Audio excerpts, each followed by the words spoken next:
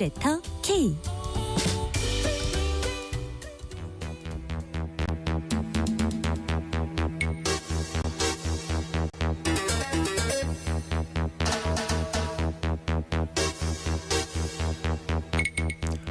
최근 여성을 대상으로 한 묻지마 강력 사건, 또 공공장소에서 흉기 난동을 부리겠다는 예고 사건 등이 잇따르면서 시민들, 특히 여성들이 불안에 떨고 있습니다. 이런 사건이 연이어 일어나는 이유는 뭔지, 이를 방지할 대책은 없는 건지 알아봅니다. 이번 주부터는 매주 화요일 이 시각에 만납니다. 베프의 범죄도시 배상훈 프로파일러 나오셨습니다. 프로파일러님 어서 오세요. 안녕하세요. 배상훈입니다. 자, 최근 들어 가장 충격적인 사건입니다. 여고생을 상대로 한 묻지마 살인 사건이 지난주에 전남 순천에서 일어났습니다. 우선 이거 어떻게 된 사건입니까? 예, 참 안타까운 사건인데 네네. 26시 0시 40분 정도라고 추정이 됩니다. 네. 순천시 조례동이라고 하는데요. 저도 거기서 이제 살아본 적이 있는데 네. 거기에 이제 피해자는 18세의 여성 청소년이고요. 네.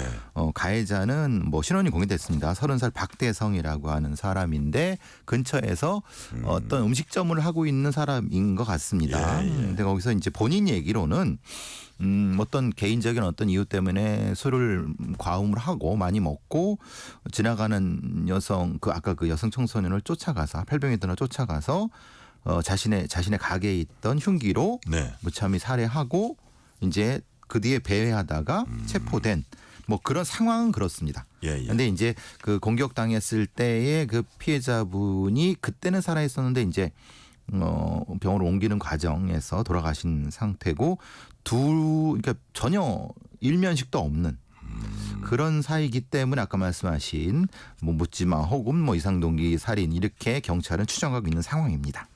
근데 지금 박대성은 기억이 잘 나지 않는다 이런 얘기도 하고요. 그다음에 조금 이제 조각조각 우리가 들려오는 얘기에 의하면 여자친구와 다퉜다 이런 얘기도 있고 예, 예. 하는 사업 무슨 사업을 하나 봐요. 근데 그게 잘 안 됐다 이런 것도 있더라고요. 그러니까 그 음식점을 다 아시는 게 찜닭집 비슷한 걸 하나 네네. 봅니다. 그것이 하는데 배달 쪽을 하는데 잘 안 됐다라고 하는 게 본인의 얘기고 그 과정에서 여자친구랑 사이가 안 좋다 그것도 본인의 얘기고 제가 그걸 구체적으로 이게 본인의 얘기라는 걸 말씀을 드리는 것은 네네. 가해자의 주장은 주장입니다. 그거에 이제 서사를 부여하면은 그 문제가 이제 이쪽 가해자 쪽으로 가기 때문에 네네. 그래서 이제 그냥 주장이라고만 말씀을 드리는 거군 네. 재판 중에 밝혀질 부분이고요. 명확한 것은 피해자는 전혀 모르는 사이. 이건 모르는 명확한 사이. 것 같습니다. 예. 예. 전혀 모르는 예. 여성, 그 나이 어른 여성 고등학생이죠. 고등학생 아닙니다. 여성 청소년인데. 여성 청소년. 검정초 옷을 예. 자, 그래서 어떤 아주 어린 젊은 여성을 그렇게 했고요. 자, 이번 사건이 그래서 사회적으로 이제 큰 파장을 일으키고 있는데 특히 이제 피의자죠. 박대성이 범행 후 걸어가면서 웃는 모습이 CCTV를 통해서 이제 공개가 됐습니다. 이것만 봐도 일반인들과는 정신적으로 매우 다른 거 아니냐 이거 엿볼 수 있는 대목인데 이런 행동을 보이는 그 심리는 어떤 심리입니까? 이제 아주 특이한 그런데 이제 범죄학에서는 크리미널 로이드라는 개념을 씁니다. 크리미널과 로이드, 안드로이드. 예. 그러니까 범죄형 인간이라는 걸로 예. 해석할 수 있는데요. 스스로 범죄형으로 만들어 갖고 후천적으로 범죄형 인간이 되는 경우라고 얘기를 합니다. 이건 이제 아주 오래전에 범죄학자 롬브로저가 부분한 것 중에 하나인데요. 그러니까 이제 범죄적으로 각성한 겁니다. 스스로 각성을 해갖고 살인에 이르게 됐을 때 살인 후의 각성이라는 표현을 합니다. 살인 후의 각성은 마약을 투약했을 때보다 더 높은 각성도가 높다고 합니다. 그래서 자기도 모르게 희죽희죽 웃거나 아니면 자기도 모르게 굉장히 그러니까 회상되는 그 전에 했던 범행을 회상해서 너무 이걸 이렇게 표현하면 모르는데 너무 러스트 그러니까 기뻐서 즐거워서 이렇게 자기도 모르게 표현이 나타난다고 합니다. 그래요. 이게 살인 후 각성이라는 표현을 씁니다. 제가 지금 우리 프로파일러님 말씀하신 거 보니까 정유정 있잖아요. 예, 맞습니다. 똑같습니다. 예. 막 씩씩하게 걸어오잖아요. 예, 예, 예. 너무 씩씩하게. 너무 재미있어서 살인 후 각성이 든다. 아, 그것도 그 비슷한 경우예요. 예, 거의 똑같은 맥락입니다. 그러니까요. 그래서 이제 이 상황에서 많은 시민분들이 네. 놀라시는 게 아니 사람을 저렇게 무참하게 죽이고 어떻게 저렇게 그 희죽거리면서 이렇게 돌아다닐 수 있냐 했는데 아주 특이한 몇몇 존재들은 그래서 아까 크리미널 로이드라고 한 존재들은 살인 후 각성 단계를 넘어서 갖고 나타나는 부분이 그렇게 표현될 수 있습니다. 그리고 그 상황은 네. 아무래도 본인이 원래 폭력적 성향이 있는 것 같습니다. 그 성향을 이제 일정의 어떤 역치를 넘었을 때 나타나는 것으로 충분히 보여지기 때문에 이거는 개인적인 성향, 폭력적 성향과 연결이 되는 예. 것이라고 봅니다. 이게 모든 사람에 나타나는 건 절대 아닙니다. 예, 예, 예. 아, 이게 아주 특이한 경우인데 예, 예. 그런 심리가 있다 이거죠. 일종의 각성. 화풀이를 자기가 했다고 얘기를 주장하고 싶은 겁니다. 이 범인은 그겁니다. 말하자면 자기도 모르겠는데 예. 블랙아웃이 됐는데 예. 이전에 뭐 사업도 안 되고 뭐 개인하고 안 줘갖고 대신 화풀이를 했다라고 주장하고 싶은 건데 그건 그의 주장일 뿐이고 네. 범죄죠. 그러니까 본인의 속에 내재된 이런 형태의 범죄를 이 상태로는 일종의 프록시라는 개념을 씁니다. 프록시. 대리 폭력. 우리가 이제 보통 프록시 서버라고 대리 서버라고 하는데 예. 대리 폭력이라는데 그러니까 하필 그 피해자 여성이 자기가 어떤 뭐 화가 내려고 하는 어떤 존재랑 어떤 그 어스름하게 유사하게 생겼다고 주장하면서 그 폭력을 대신 거기에 투영하는. 그리고 자기가 되게 화가 나 있는데 왜 또 거기 있냐 이거죠. 있냐고 하는 게 이게 책임을 전가하는 겁니다. 아, 결국은 책임 전가군요. 프록시. 자, 경찰은 피의자 30살 박대성의 신상 정보를 신속하게 공개했습니다. 신상 공개 이렇게 신속하게 한 이유 뭘까요? 일단은 법에 나와 있는 것은 특정 중대범죄 피의자 신상 공개에 대한 법률이 올해 1월 초에 개정돼서 공개가 됐고요. 거기서 지금 나온 그 뭐 사진은 머그샷이라고 하죠. 정면, 왼쪽, 오른쪽 다 찍은 부분인데 이 범행은 굉장히 잔인하고 사회적 충격 그리고 범죄 예방을 위해서 필요성이 있다고 해갖고 네. 바로 소집돼서 신상공개위원회가 소집돼서 바로 공개를 했습니다. 이 공개하는 이유 중에 여러 가지는 여죄 여부 네. 그리고 이자의 동기를 추정할 수 있게 하는 부분 그리고 이 피해자의 억울함을 조금 더 해소할 수 있게 하는 부분도 역시 연결돼 갖고 공개했다고 보여집니다. 범행의 잔인성, 피해자의 억울함 그리고 실질적으로는 여죄를 밝히기 위해서 예. 만약에 사람들이 저 사람이 이렇게 될 수가 그럴 있잖아요. 수도 있는 거죠. 예. 그렇다 보면 이 범행의 어떤 동기도 더 명확히 여러 가지를 연결하면 예. 밝힐 수 있다. 뭐 그런 말씀이신 것 같아요. 다른 분들이 제보를 해줄 수 있죠. 저 박대성은 사실 1, 2년 전에 우리한테 폭력을 했다. 예. 이렇게 이것이 제보가 되면은 동기를 연결됐다. 평소에 폭력성이 축적돼서 이렇게 됐다. 그러니까 설명이 될 수 있는 겁니다. 네. 본인의 주장과 달리. 예. 그럼 경찰 입장에서는 범죄 지도를 그리는데 되게 도움이 될 수 있겠네요. 그렇죠. 그러니까 이 신상 공개가 중요한 거죠. 신상 공개를 그래서 했다. 자, 4222님이 이런 문자를 주셨어요. 묻지마 살인범 세상이 무섭습니다. 엄벌과 교육이 필요합니다. 엄벌 교육이 중요한데 엄벌 교육으로 될까요? 이런 사람들이. 제가 아까 크리미널 로이라는 말씀을 드린 건데 네. 이런 자들은 사실은 교화는 어렵습니다. 교환은 어렵다. 예. 왜냐하면 한번 각성이 이쪽으로 돌아간다 하는 경우는 예방을 해야죠. 이런 자들이 그렇게 돌아가지 않도록 사전에 무엇인가를 해야 되는 부분들. 그게 사실은 필요할 것 같습니다. 필요한데 여하튼 어쨌든 이런 성향을 깊게 박힌 사람을 바꾸는 거는 현실적으로 쉽지는 않다. 그런 말씀이시고요. 그럼에도 불구하고 어쨌든 사회적인 교화나 교육 이런 거는 필요하다고 보시는 거고요. 그렇죠.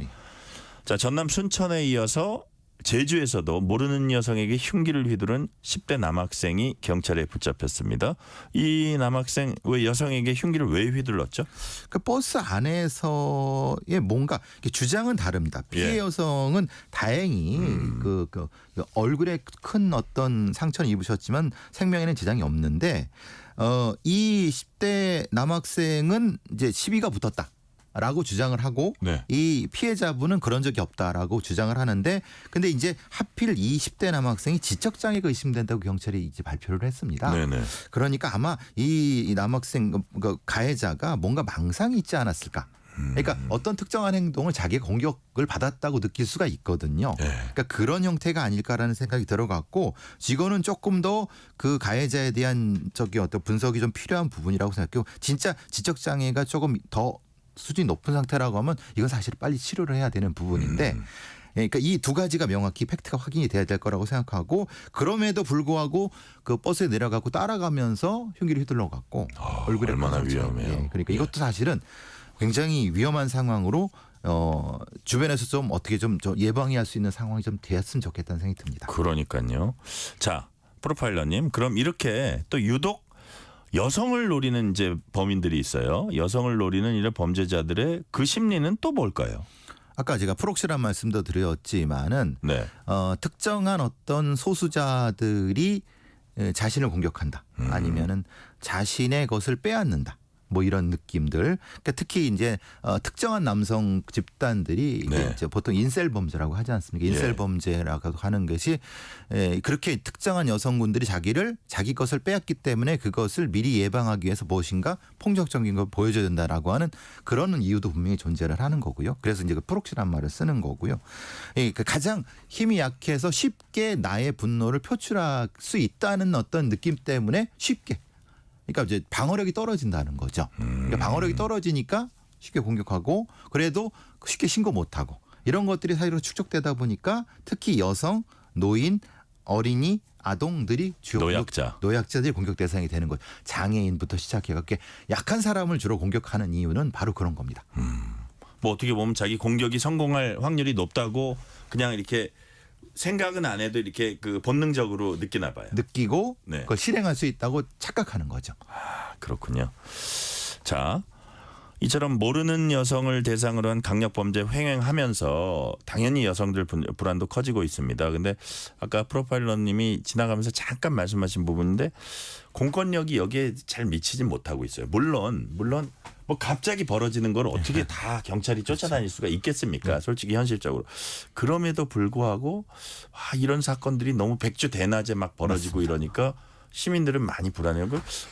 어떤 대책이 있을 수 있을까요? 일단 세 가지 정도는 일단은 이런 범인들은 아까 말씀드린 폭력적인 성향이 이미 노출이 돼 있습니다. 네. 그러니까 그게 뭐 전과를 되든 아니면 보호관찰이 되든 그러니까 그 차원에서 좀 예방하는 그러니까 적어도 뭐 보호관찰관이라든가 시스템을 통해서 폭력적 성향을 수시로 확인할 수 있는 시스템. 지금 말씀하신 건 이런 사람들은 나중에 잡고 보면 그 전에 징후 같은 거는 충분히 있는 경우가 많다 그런 말씀이세요? 최소한 폭력 전과가 2범 이상 그런 경우가 지금 이 경우도 마찬가지지만 그래요? 맞습니다. 그러니까 근데 우리는 폭력이라는 것을 그냥 쌍방폭행 아니면은 그냥 그 방위사 불벌지 형태로 너무 쉽게 생각합니다. 네. 그렇기 때문에 전과가 한 개 붙어도 그냥 일상생활에서 있는 거로 생각하지만은 실제로 그런지 아니면 성향이 그런지를 파악해서 네. 예방할 수 있는 부분도 있는 거고 피해자 차원에서는 당연히 특정한 형태의 어떤 위험한 공간에 있을 때 쉽게 도망가거나 아니면 그런 거 보셨습니까? 심야 시간에